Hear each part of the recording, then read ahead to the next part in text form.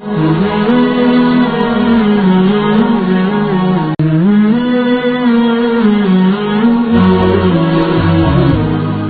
sembahyang ayah tiro imum bak takbir intiqalat, yaitu diwajibkan untuk niat ke zikir, berniat zikir ledung imum. Jadi pendapat bahawa kasah menyegeniat bak takbir yang pertama menteng, cuma menyetua gadang rakaat yang kedua tinggal pekeh nasah ataupun batal sembahyang. Terima kasih. Masalah tanit ke zikir ya wibut sembahyangnya zikiri. Aqimis salat li zikri, tegakkan sembahyang untuk berzikir. Tujuan untuk berzikir. Mandum sembahyang dari tegubi sampai tadi punya wibutnya zikir. Menzikir wajib dalam bentuk sembahyang. Cuman di dalam takbir intikalat dari phone juta niat ke zikir, tinggal duduk apa yang niat bak urang wajib niat, urang wajib niat ke zikir. Nah pendapat monyo itlak, nah pendapat saboh membatalkan, nah saboh pendapat anak membatalkan.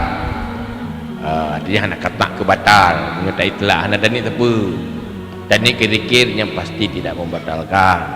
Dan ni untuk bitheto yang membatalkan bukan niatnya pajampu atau pun kita ni ke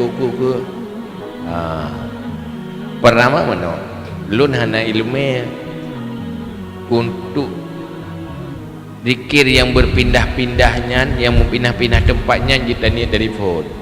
Beda je dengan sembahyangnya tak apa pakai hai ke kun sembahyang yang dari takbir sampai salam kita mendu, tetapi menyo zikirnya di mekleh pada tempat roy masing-masing. Cuma lebih ikhtiar ni zikir tu setiap tempatnya tak kasat ke zikir. Kasat ke zikirnya kena ucap latih nyo dunia ke zikir ke benar. Memang tujuan dia ke zikir. Yang sebagai zikir. Ada tabubuknya sebagai zikir. Cuma kadang itu nyo sembahyang kita nyo lalu apa macam tani jangan kannya mu Fatihah dan saya kadang. Macam tanya ke zikir mu tak baca ana datai. Datai kali dan sembahyang. Kaya cuman kalau itulah cuman nyata itulah hana dan itu pun nyahina hana kata kepada batal, nah pendapat tidak batal. Cuma ikhtiar setiapnya zikir lun hana ilmu bahawa jenis pun zikir